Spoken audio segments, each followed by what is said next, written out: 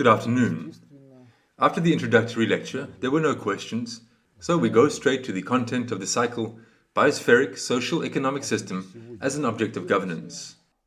And, of course, it is necessary to start with biology. In fact, today's lecture is thematically identical to Chapter 17 of the Fundamentals of Sociology. There may be some additions, there may be some omissions, but the thematics is something approximately like this. All our textbooks of sociology, school textbooks of social science, are overfull with the words that man is a biosocial being. But apart from these general words, neither in textbooks nor in popular science books, in the majority of cases, is anything said about what in the life of our civilization is conditioned by the biology of man, and what is conditioned not by biology, but by our reasoning, and in essence is a kind of superstructure over the biological basis of this civilization.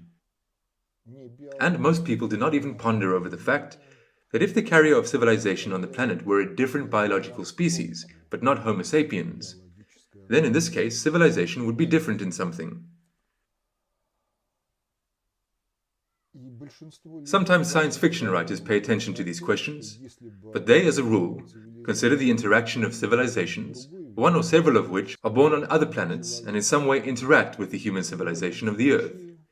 But the plots are mainly related to the social aspect of the interaction of civilizations, and science fiction writers do not touch upon the biological differences. Well, most likely the first person who took up this theme was Karl Čapek. Before the war, he wrote such a story, The War with the Newts, or Salamander Wars. The plot is based on the fact that the salamanders suddenly became wiser, began to build their civilization, and the war of the civilization of mankind and the war of the civilization of the salamanders on the question of how to transform the earth began. Because in order for the salamanders to reproduce, they do not need large continents, they need swamps. So in this book, people won, due to circumstances beyond their control. But nonetheless, the question is still interesting. If we assume that civilization on Earth were carried by another biological species, for example, ostriches or crocodiles, what would it be like? If one muses on this theme, just tries to imagine what would happen, then, factually, it turns out that if crocodiles in their natural environment lay their eggs in the sand, and they do not have a family, then accordingly there would be no family in that civilization either. By all appearances there would be no kindergartens, but maybe there would. When eggs are to be laid, everyone would go to the incubator and lay eggs.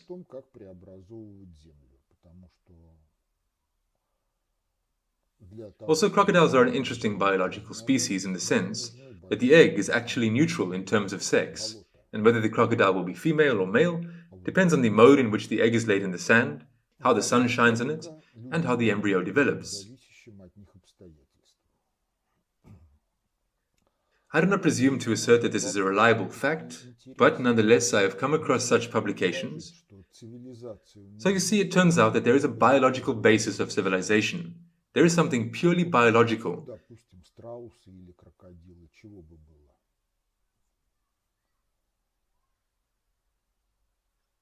And depending on what is purely biological, some cultural superstructures are either possible or impossible. So, from these positions, let's look at Homo sapiens as a biological species that carries civilization. Why is this necessary? You see, anything can come to a person's mind, and he can try to realize it in the life of society. And then it turns out that if what he intends to do, according to his own reasoning, contradicts and is incompatible with the biological basis of this very civilization, then civilization will, as a minimum, face troubles of a large scale, and as a maximum, civilization may perish. Therefore, all the socio-cultural superstructures that civilization generates in its development, they must correspond to the biology of the species Homo sapiens. And if we turn to the full set of groups of objective laws to which the life of mankind is subordinate, then these are questions related to the first two groups, pan-biospheric objective laws and species-specific objective laws. Of the pan-biospheric objective laws, Two are of interest in this aspect. The first is that fertility in all biological species is excessive in relation to the capacity of the biological niche.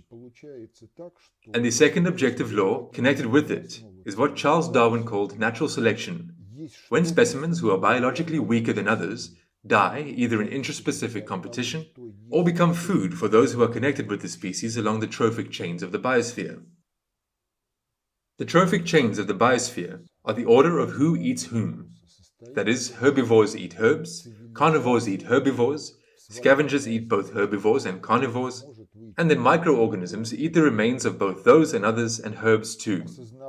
That is, the trophic chains in the biosphere, they work.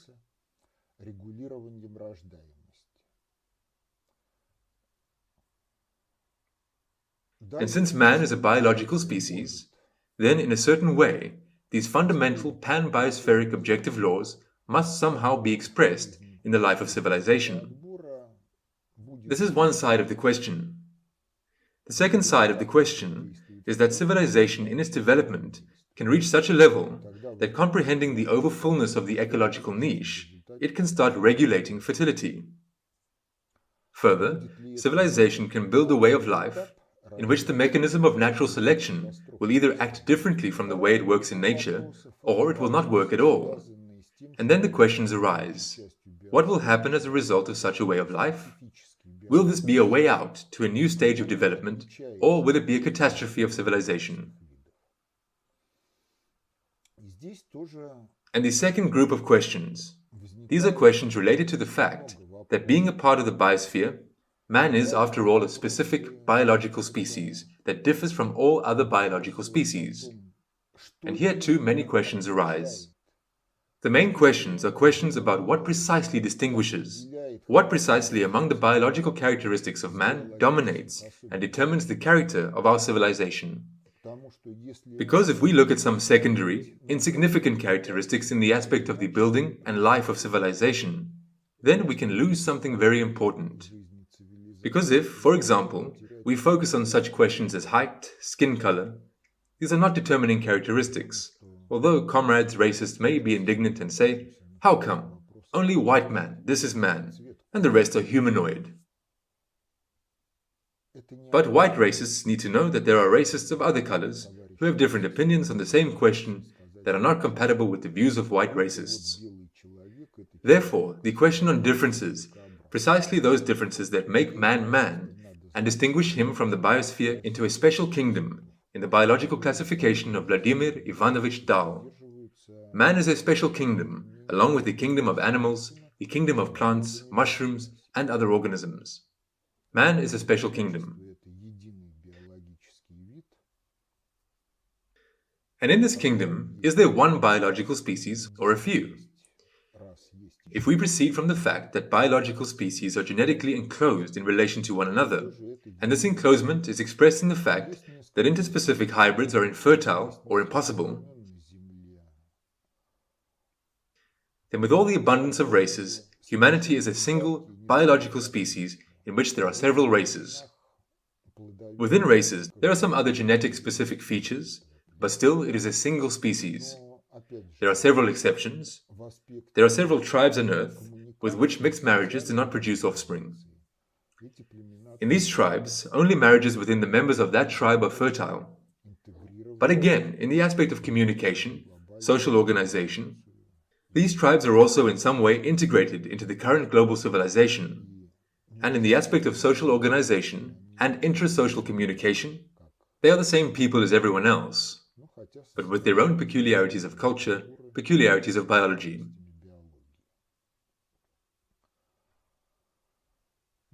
And what further? Further, the question is about the fact that man has hands. Human hands are characterized by the fact that the thumbs can make grasping movements, like this.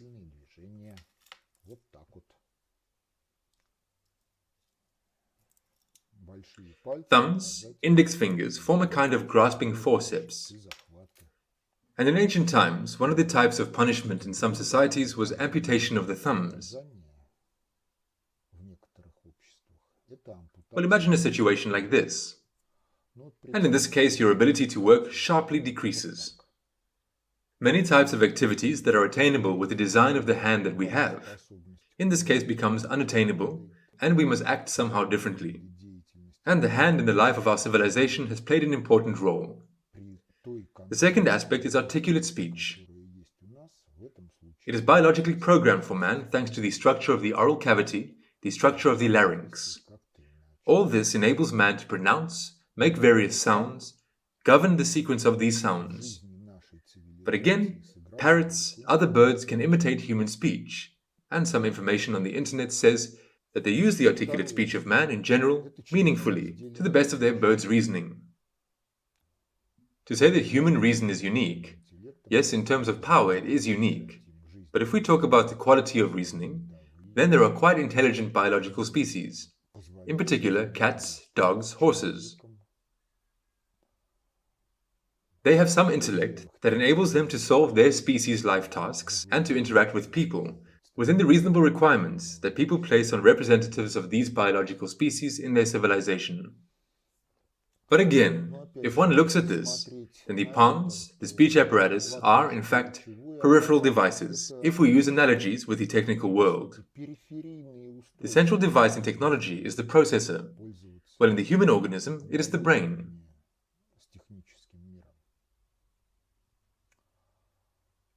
And in fact, the main indicator that distinguishes man from other biological species in the biosphere of the planet is the ratio of the volume or mass of the brain of an adult to the volume or mass of the brain of a newborn.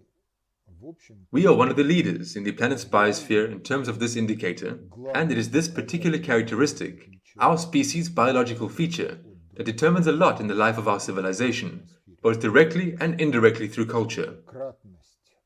Well, let's draw parallels with other biological species. A fawn is born.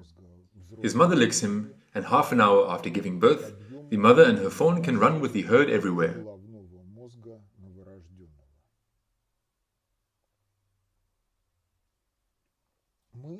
A kitten is born. The kitten is blind, its mom feeds her with milk, some time passes, the kitten begins to crawl, then run, its mom starts teaching it, and in the end there is an adult male or female cat, to whom the mother taught something of what will come in handy in life. A little person is born. If we draw parallels with other species of primates, and in some classifications we are primates, then the level of development of the structures of the organism of a newborn person corresponds to approximately 50 to 60% of the gestation period of other primates.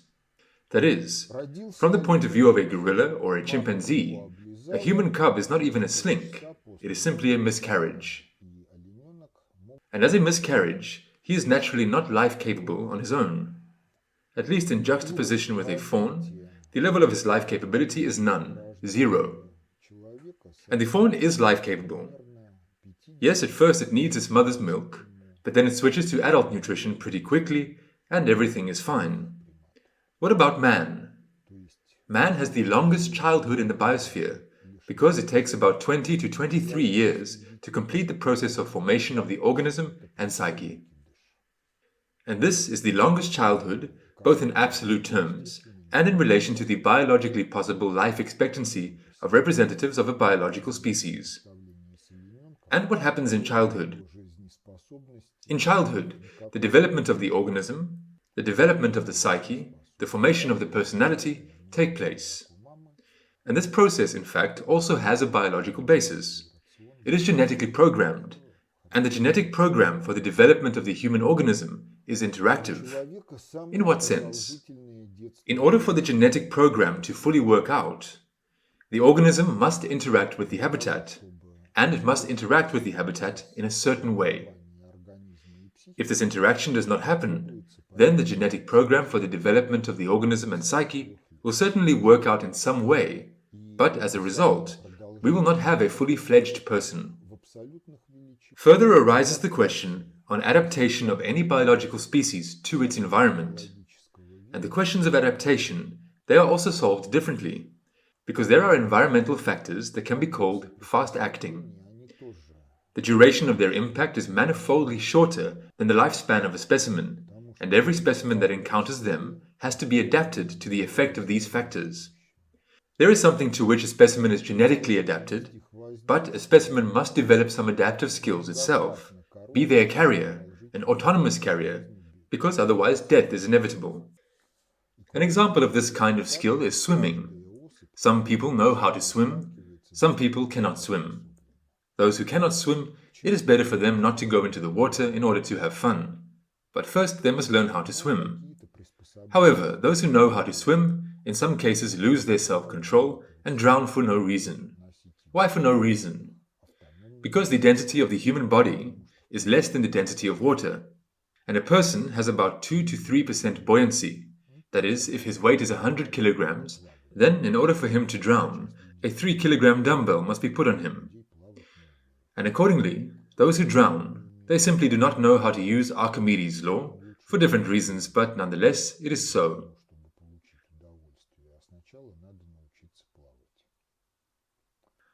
And there are environmental factors, the impact of which is long-term, and adaptability to them is provided by the genetics of the biological species. These are slow environmental factors that span the life of several generations. And here we are faced with an interesting circumstance. The culture that we carry is an environmental factor in relation to every one of us, and accordingly, if culture changes slowly in relation to the pace of generational change in the genealogical lines of the biological species, then culture becomes an environmental factor to which genetics adapts in some way. Well, if we talk about the genetic variability of the biological species, then under its impact, we can lose certain attributes, abilities, and we can acquire in the succession of generations some other attributes, abilities, previously not inherent to the biological species. And this interconnection between culture and the human biology is basically not set forth either in biology textbooks or in sociology textbooks, because sociologists usually do not go into biology and even forget about what they were taught at school. And biologists also focus purely on biological questions and do not delve into the questions of social organization. In general, it is believed that applied biology in relation to humans, this is medicine. And medicine can allegedly be common, regardless of what social organization and what culture is inherent for the society in which there is one or another medical tradition. However, this is not the case, because if you refer to the Tibetan medicine treatise by Jude Scheer, it was translated into Russian by the godson of Emperor Alexander III, Peter Alexandrovich Badmaev. P.A. Badmaev knew both medical traditions. He knew Tibetan medicine and European medicine. So, if you read the treatise of Jude Scheer, then, even if you are a professional doctor, you will come across the fact that it is in principle incomprehensible to you. And the reasons for this incomprehensibility are that it expresses a different culture of senses. And until you master the culture of senses that Jude Scheer's treatise expresses, it will be incomprehensible to you. It will be perceived as charlatanism and pseudoscience. And the colleagues of P.A. Badmaev, who mastered the European medical tradition, accused him of being a charlatan, a pseudoscientist, and he objected to them, naming a list of diseases that European medicine did not cure, but Tibetan medicine had been curing successfully for millennia. He named surgical operations that European medicine had just learned to do, while Tibetan medicine had been doing such surgery for millennia. Further, he posed the question that the European tradition treats some diseases exclusively by surgery, while the Tibetan tradition achieves successes in them exclusively by therapeutic means, and in some cases even by psychological means. That is, a conversation between a doctor and a patient can be healing. This is perhaps one of the most striking manifestations of the fact that biology and culture are connected. Medicine is a certain subculture, moreover a subculture of an emergency nature in the sense of responding to emergencies related to the human organism and psyche. Therefore, the gap that has taken shape in the tradition of our society, when sociology, social science talk about anything, just not about biology, and not about the continuation of biology and culture, and bypassing the questions of the interconnection between the biological and the social in the life of our civilization, well, in a mild variant, this is charlatanism, not science. And in a harsh variant of the evaluation, it is pseudoscience, which is suicidal in relation to civilization in the prospects. And again, let us note that the Commission for the Fight Against Pseudoscience, the Russian Academy of Sciences, does nothing in the direction of the liquidation of the pseudoscientific character of sociology and politology and other related to them disciplines. They legalized divorced from life graphomania on this theme and support this graphomania as if it were a science, despite the fact that much of what is in sociology textbooks does not correspond to the pan-scientific principle, practice is the criterion of truth. Therefore, one should really address the theme of how the biological characteristics of a person are expressed in culture. And in order to address this, one must understand what culture is. In the ordinary sense, culture is a complex set of knowledge and skills that are not transmitted biologically on the basis of the genetic mechanism of the biological species Homo sapiens. But there are certain boundaries of the understanding of culture that cannot be crossed if we are situated in the position of an ordinary worldview, in which the objective ultimate generalizations are space and time, filled with matter in one form or another. Matter and field forms of matter in the ancient worldview are matter and spirit. Spirit is what modern physics calls fields. Spirit in ancient times was characterized as a carrier of meanings and as a governing factor in relation to all matter in the universe. Therefore, in the languages of all peoples, there are many words connected with the spirit precisely as the carrier of meaning. Spirit, spiritual commonality, spirituality, absence of spirituality, etc. is in all languages of the world.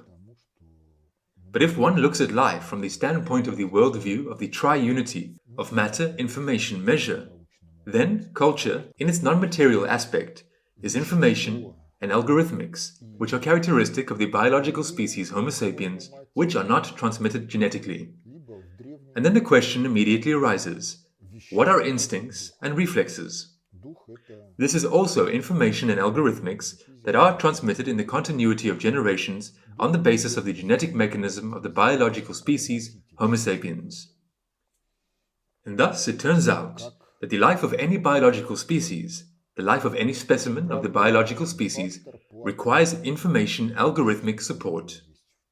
If this is not the case, then life is impossible. It is roughly speaking the same as a computer in which there is no operating system. This is a useless piece of iron and plastic. If there is information algorithmic support, then the computer can be useful in solving certain tasks. Exactly the same is man. If there is information algorithmic support, then he is capable of something. If not, then he is a vegetable.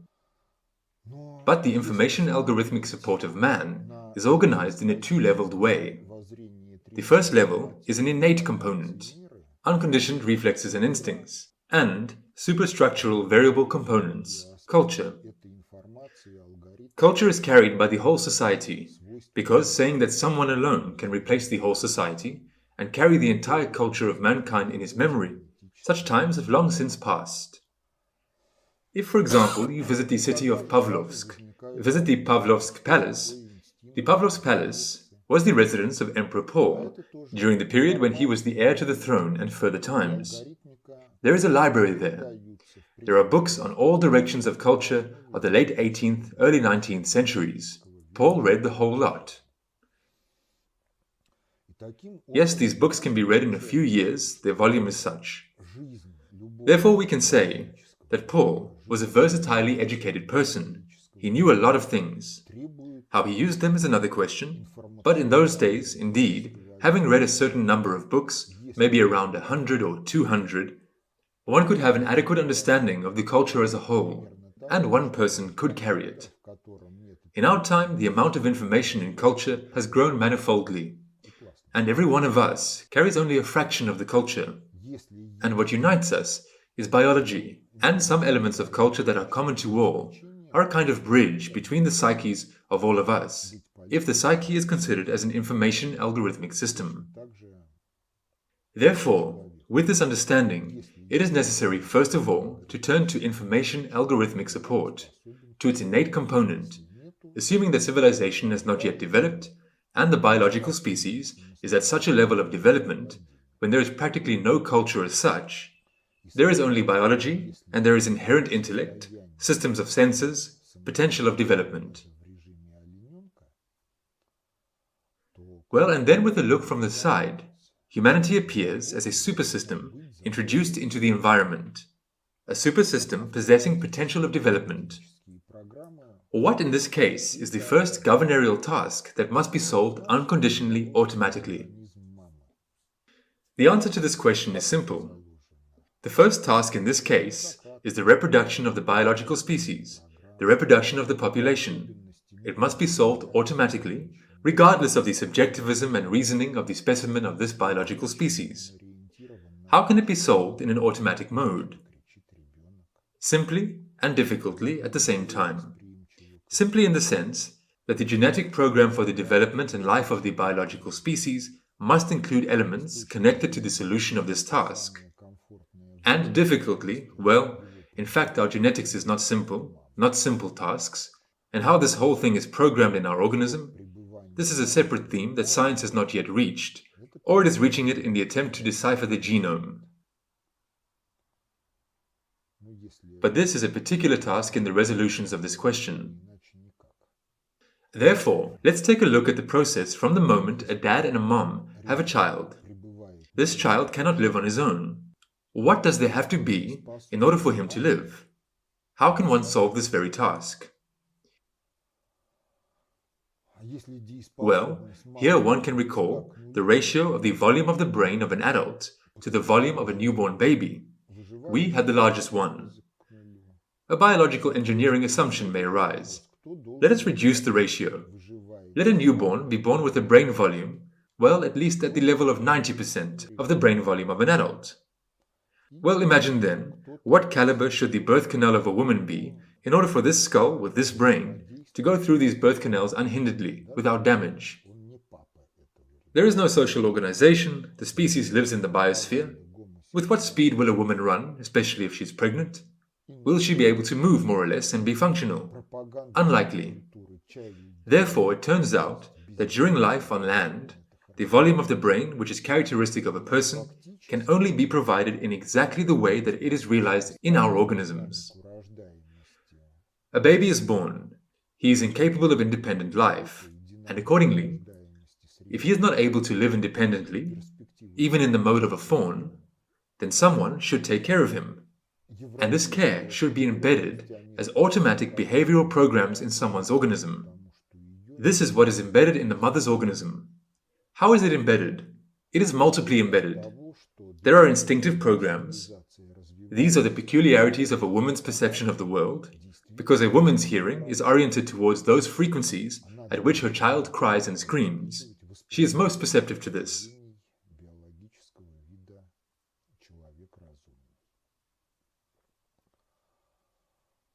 Instinctive programs also have something. And from the point of view of the child, the most comfortable place for him to stay is in the arms of his mother.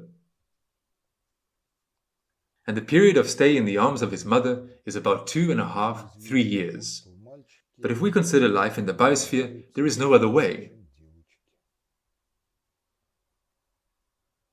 But if the child is in the arms of his mother, then the mother's capability is close to 0. And if the mother's capability is close to 0, then her survival potential is also close to 0. Accordingly, the question arises, who has to ensure the survival of the mother and the baby also in an automatic mode? The dad, or one of the males who interacts with the mom of this child, even if he is not the father of this child. How is this realized?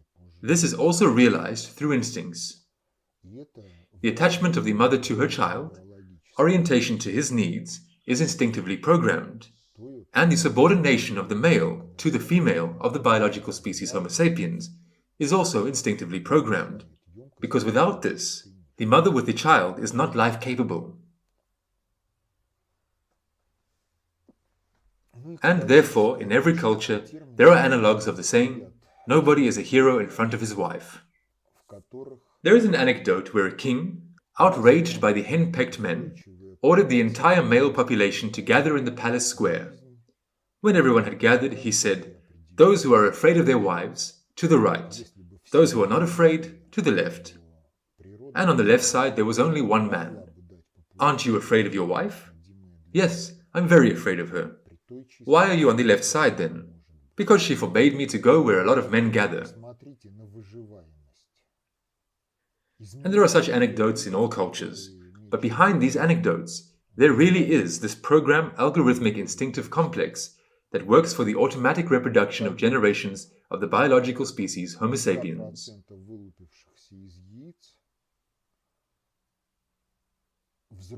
And if this complex is destroyed, the population's survival potential drops sharply. Why? If the mother is able to throw the child off her arms, then in fact there is no one to take care of him. Maybe another mother will pick him up, or maybe not. But if the child dies, the survival potential of the population falls. And the mother who is able to throw the child off her arms is a biologically defective specimen. Further, if the male comes out from under the power of instincts, he does not have the corresponding instinctive programs, then what happens? He leaves the mother and the child. The mother with her child has a very good chance of dying in the biosphere, in the absence of culture and social organization. The potential for the survival of the biological species also decreases, and accordingly, those males who live according to the principle, our business is not to give birth, put it in and pull it out and run away. These are also biologically defective specimens, since they are not able to provide a proper solution to the task of reproduction of generations of the biological species in the continuity of generations. And only if this biological automation works, only in this case, the process of the development of culture and the formation of civilization, can the development of civilization flow stably. Because if this biological information algorithmic basis is absent, then the culture is doomed to fade away, even if it was very high. Just look at Europe.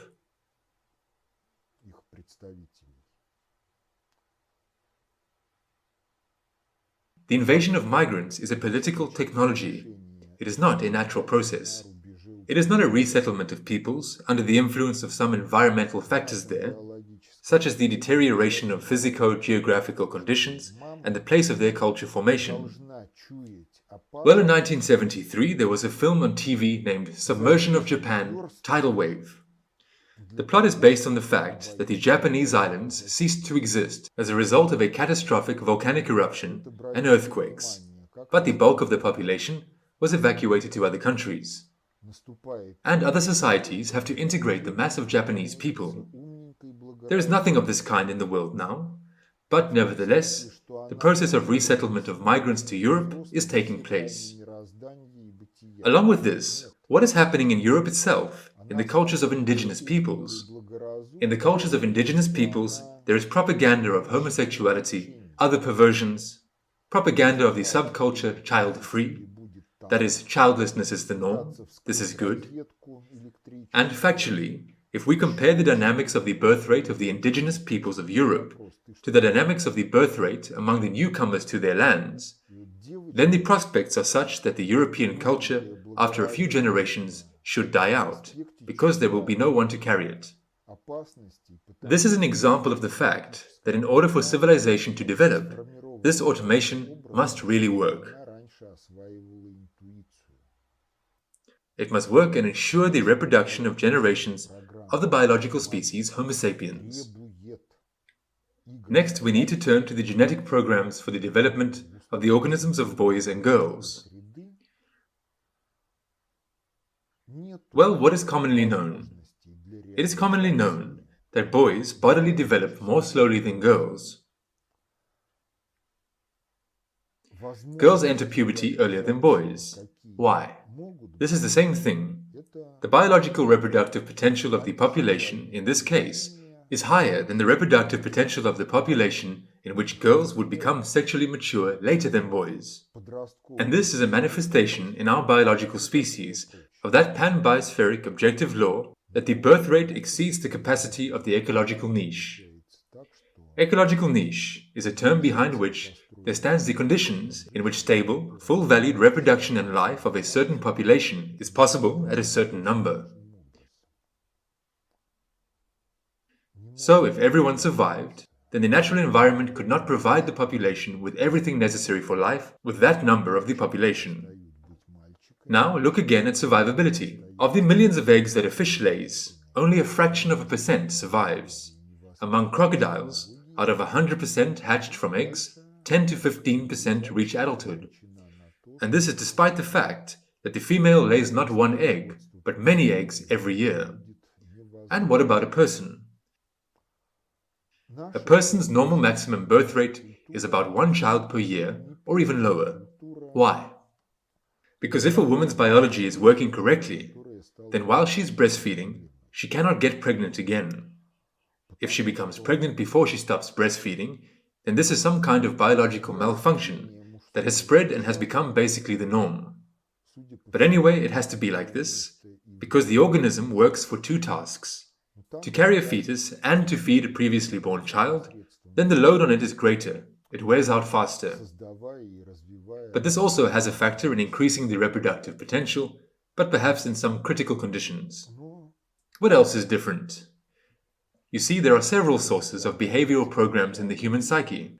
I talked about this more than once when it came to types of psyche structure and their formation. And this is also connected with the task of the survivability of offspring, because even though the fertility of the human species is higher than the capacity of the ecological niche, the fertility in the human species is still incomparable with the fertility in many other biological species. It is lower. And therefore, the task is relevant, and it is more acute than in other biological species. This is the task of the survivability of offspring. If human infant mortality was the same as that of crocodiles, then the species would most likely have ceased to exist long ago. And since the human cub is not adapted to independent life, at least until adolescence, that is, the age of 12 to 14, then during these more than 10 years, for the survival of the biological species, the task of protecting the younger generations from all kinds of threats of the external environment is relevant. If we pretend that biofields do not exist, the noosphere does not exist, then in fact a lot will look inadequate, because if we talk about the task of protecting the younger generations, then the solution of this task is possible at two lines. The first line: the younger generations should not fall under the impact of dangers that could kill them. How to ensure the solution of this task preemptively? In our biological species, this task is solved in such a way that the mother must sense danger 10 miles away in order to bypass it at least 7 miles away. Pay attention to how girls grow. There comes a period when the girl becomes cleverly prudent.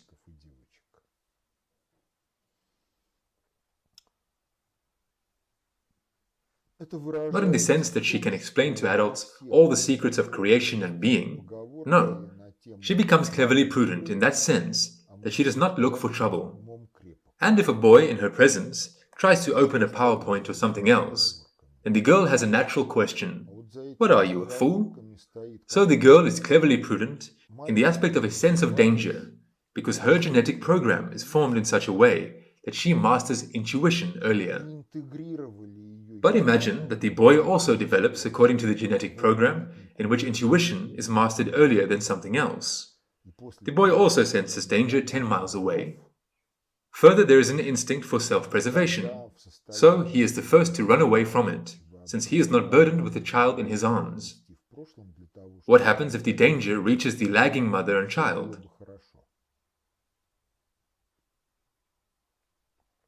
The child will most likely die, or the mother will die, or both of them will die, and the reproductive potential, the survival rate of the population, turns out to be worse. Therefore, the genetic program of the boy's development is structured differently. Boys, when girls become cleverly prudent and do not fall under the impact of danger, have a period of games with dangers. Why is this necessary? With regard to the task of reproduction of generations of the biological species under conditions of a level of cultural development close to zero, this is necessary in the case that the mother's intuition has not worked. Or it works, but still the child and mother find themselves in danger. Then someone must ensure their way out from under the impact of danger up to self-sacrifice. Why up to self-sacrifice? because the reproductive potential of a population is primarily females. And if one male can fertilize more than one female, then yes, there will be certain problems, because when children appear, he must already provide things for all of them. But if, on the contrary, one female and 20 males, then this is no good. The female cannot give birth faster than a certain biologically embedded rhythm and reproductive potential allow, and the possibilities of reproduction of the biological species will be significantly reduced. Therefore, when boys enter the period of games with danger, they prepare for adulthood, specifically for solving the tasks of protecting mothers and children from the effects of dangers, ensuring their egression from the impact of dangers in order to preserve the maximum possible population of the biological species. In reality, there is no understanding of this in civilization. Therefore, if we look at the modern world, then the modern world, the way of life of civilization, is oriented in many respects on ensuring the comfort of adults. If the boy's biological program requires games with danger, then in the modern urban environment, there is no possibility for this biological need to be realized. What are the possibilities of its realization? This is antisocial behavior, destruction of the technosphere, juvenile delinquency, and the like. But, in fact, if this is understood, it turns out that civilization has built a way of life in which the genetic program of boys cannot develop properly, cannot work out. And this leads to the fact that in the future, boys cease to be boys. They cannot become fully fledged men, either in the aspect of biology or in the aspect of psychology. And then civilization is doomed to the fact that the reproduction of generations in it will be impossible. Our civilization, our culture, apparently is not the first culture in global history that faces this problem, because the degeneration of the masculine essence apparently took place in ancient cultures as well. But there they tried to solve this problem through magic, creating and developing all kinds of phallic cults. But if we turn to archaeology, then there were phallic cults in history, but the peoples who generated them and carried them for some time, they left the historical stage. In other words, this is not a solution. The solution should be different. The culture of society, its way of life, should be built in such a way that the genetic programs of boys and girls work out to their full value in the conditions of civilization. But in the current comfort of the urban environment, this is impossible. In the conditions of life in a small town, in a village, in a rural area, this is possible, because the natural environment provides children and adolescents with many opportunities for games with dangers. Further, if we lived in a fully fledged culture, in a pravious culture, then, developing personally, boys would master intuition, girls would master intellectual power and skills of self-mastery. However, we live, not only we, Russians, Russian-speaking, but also other civilized peoples, we live in a non-fully fledged culture that does not allow to fully work out the genetic programs for the development of organisms and the psyche of boys and girls. This is expressed in the fact that in all cultures there are sayings on the theme, women are fools, and a man is strong in hindsight. What is behind these sayings? The following fact is behind these sayings. Boys, while developing, do not master intuition, do not integrate it, even if it wakes up in them, into the algorithmics for developing a line of behavior. And after they make a lot of troubles for themselves, they are then able to reasonably and intelligibly explain how they should have behaved in the past so that everything would be fine in the present and in the future. In this regard, look at the memoirs of the Minister of Foreign Affairs of Imperial Russia on the eve of the First World War, S.D. Sazonov. He wrote them after the end of the First World War, and there he speaks about how this story came about. So he writes who should have done what in order to prevent the First World War from taking place. Well, while he was Minister of Foreign Affairs, he himself did quite a lot to make it happen. Somewhere he let something slip. Well, they were in Romania with Nicholas II and talked with the king there. And S.D. Sazonov blurted out the phrase that a European war could arise if something happened in the Balkans.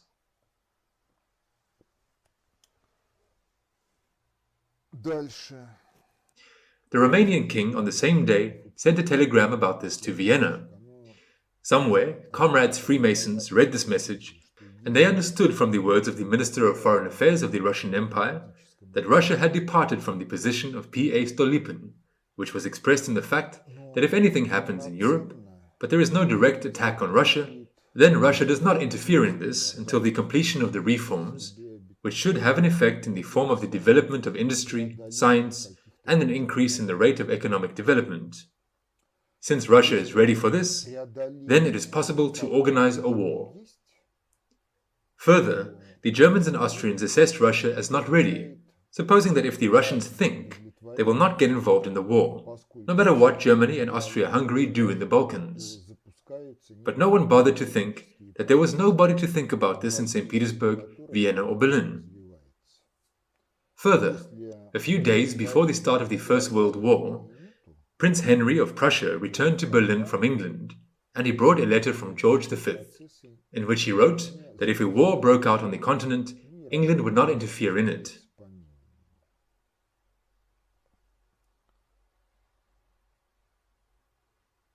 Admiral Tirpitz said it was not true. England will definitely intervene. But Kaiser Wilhelm objected. England will not interfere, the word of the king is enough for me, and declared war on Russia. If you look at the history of the question, it turns out that the intuition of all politicians was at zero, or they rejected intuitive and non-intuitive insights concerning the future. An older example is the history of the Trojan War, the way it is reflected in the ancient legends. After all, what does it all start with? Cassandra, the Jretzes of Apollo, predicts the course of the war, and her father, King Priam, does not react as he should. He ignores the warning, and then the scenario that Cassandra had in advance announced in order to avoid a social catastrophe is realized. These are examples of the fact that male intuition is either undeveloped or not wanted. But there are examples of the fact that things with the intellect and self-control among women are no better than those with intuition among men. I've already spoken about how in 1956, in the Atlantic, there happened a collision between two passenger ships. The Italian passenger liner Andrea Doria collided with the Swedish liner Stockholm. Everything is described in detail in the book by Alvin Moscow, Ocean Collision. So everything went relatively well, because the catastrophe occurred on the approaches to New York in an area of intense shipping. Due to the damage received, Andrea Doria sank for almost half a day. The collision took place at 11:10 p.m. local time. The evacuation of people was completed by 9 a.m. the next day, and at 10 a.m., after the completion of the evacuation, Andrea Doria sank. When the evacuation of passengers from the Andrea Doria was practically fully completed, an emergency party bypassed the ship with the question, "Have you forgotten someone? Is anyone lost?" And indeed, they on one of the lower decks, which was filled with a mixture of water and oil, found a group of ladies. Since the collision took place at night, the young ladies jumped out of their cabins in what they were in. Some were naked, some in nighties, and so on. By the time these ladies were discovered, at least 6 hours had passed since the collision of the ships. In 6 hours, it was quite possible to assess the situation, to understand that the ship was sinking, that it was necessary to be saved. Nonetheless, the ladies were hiding. And when they were found by the emergency party, they staged a tantrum on the theme, "Go away, nasty, I am naked." The emergency party grabbed the screaming and scratching women under their arms, carried them to the boat deck, put them in the boats. There they covered them with blankets, and in general saved them. But nonetheless, let's have a look. 6 hours. At least 6 hours is more than enough time to assess the situation and work out a correct line of behavior in it. Nevertheless, the young ladies turned out to be not ready for this. So if we lived in a full-fledged culture, then those men who governed the state of continental Europe before the First World War would not have enabled England to be able to organize an intrigue like this and slam the mousetrap, as a result of which the three continental empires, even 4 if you count Turkey. Turkey, Austria, Hungary, Germany, and Russia were gone. Therefore, there is a biological basis. The biological basis is expressed in culture in some way. Culture, the way of life of civilization, must correspond to the biological basis, and they must not suppress it. Because if culture suppresses the biological basis of civilization, then civilization ceases to exist. If we talk about full-fledged development, then the development of the organisms and psyche of boys and girls is equally twofold, in the sense that there is a certain minimum that works out automatically.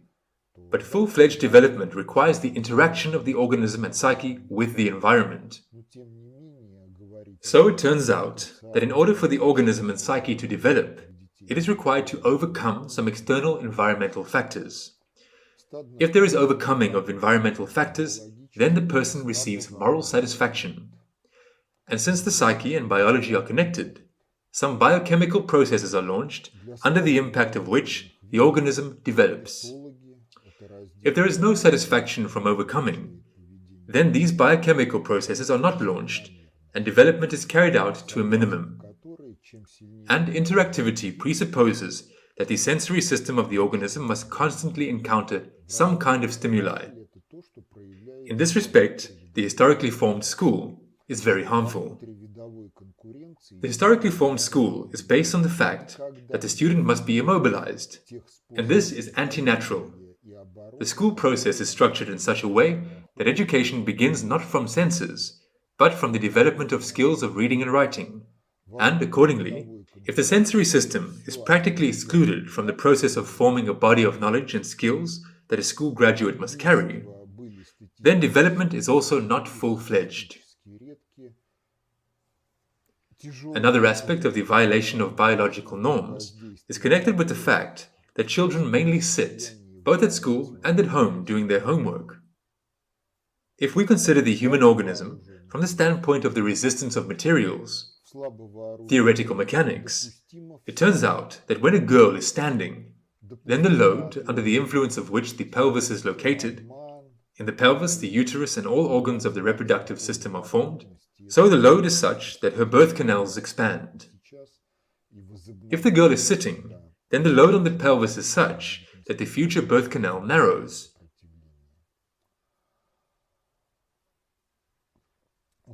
And thus the school, in the form in which it is, ruins the reproductive potential of future generations.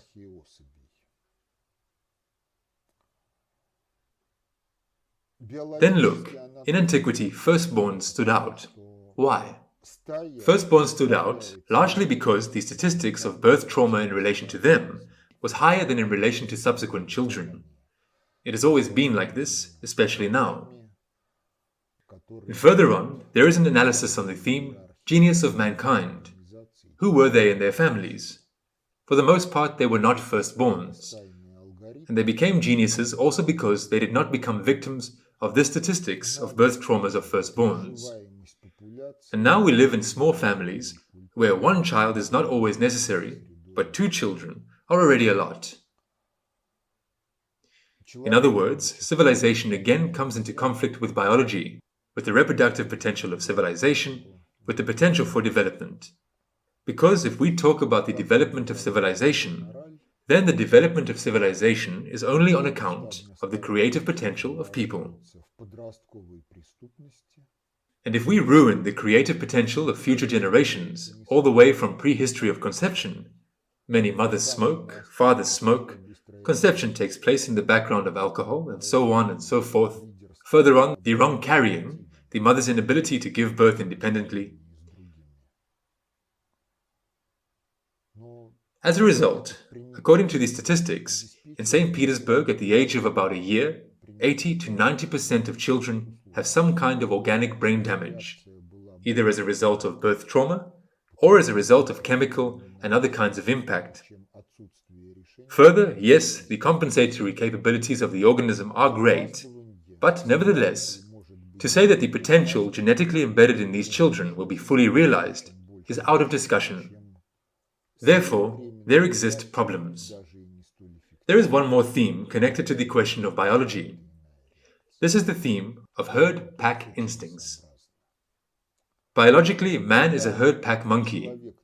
A herd-pack one, because biologically, he is a weakly armed species and cannot survive alone.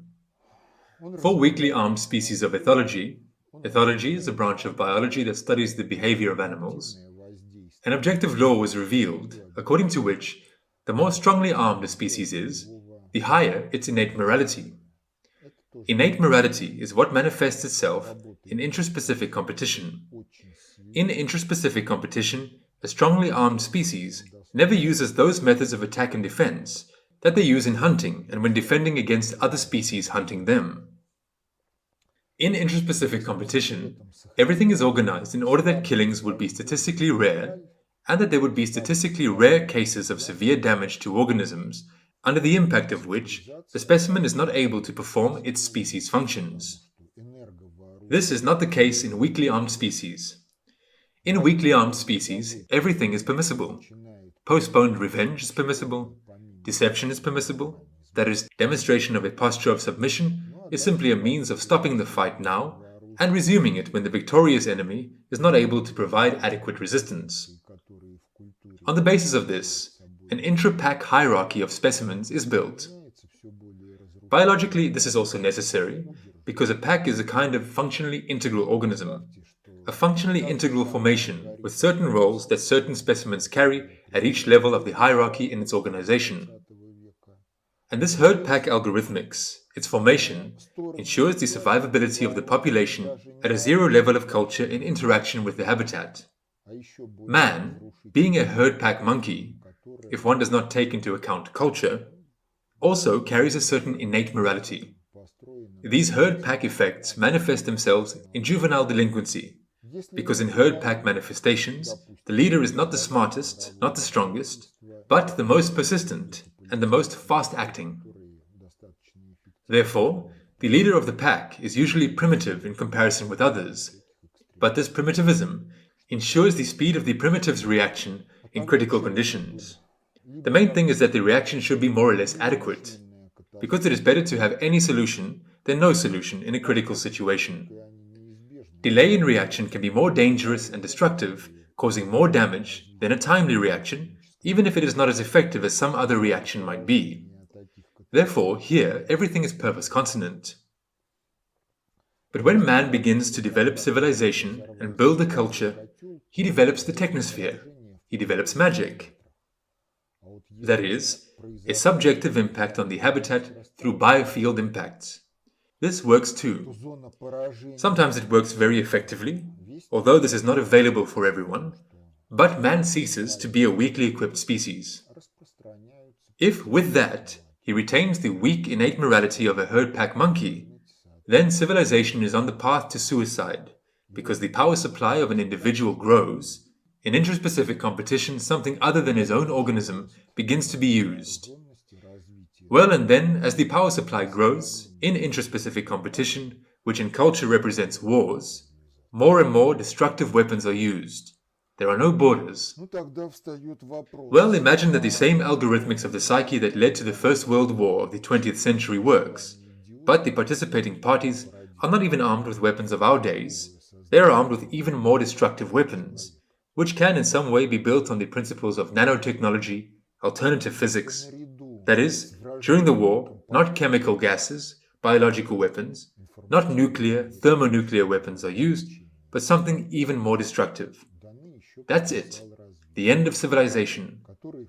If there is no war, well, let's say a world government has been formed.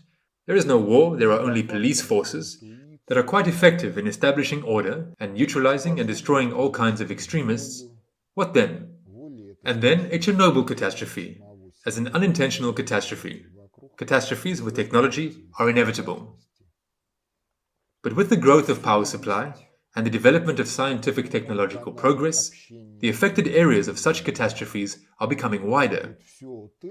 And if, for example, in the old days a steam boiler exploded, the affected area was within 100 meters.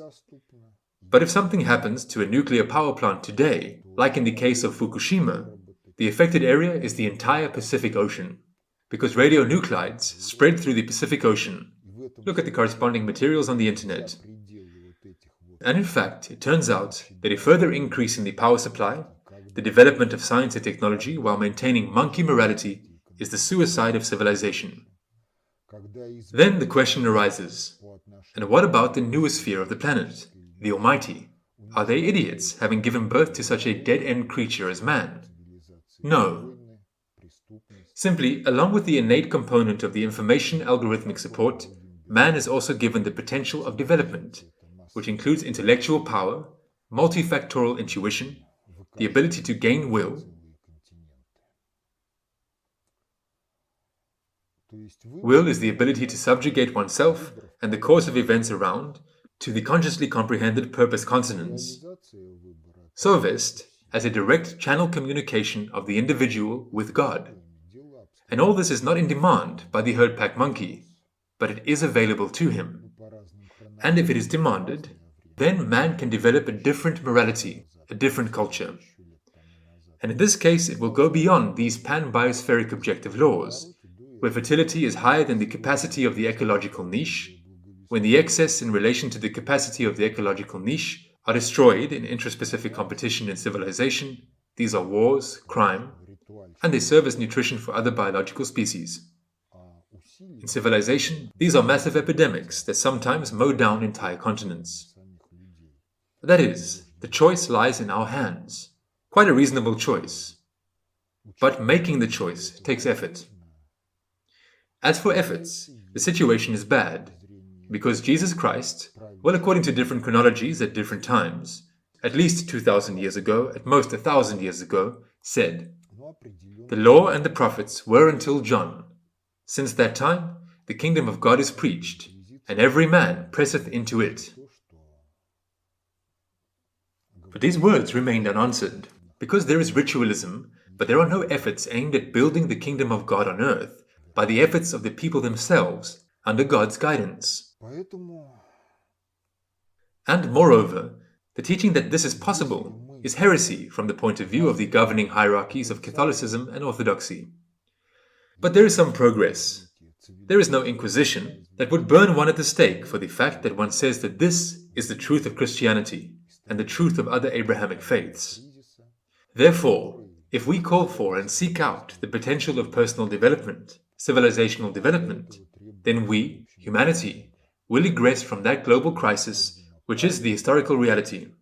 And this requires, factually, a little.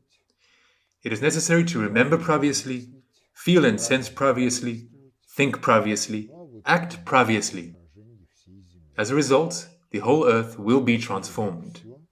That's it for today. Thanks for your attention. Goodbye.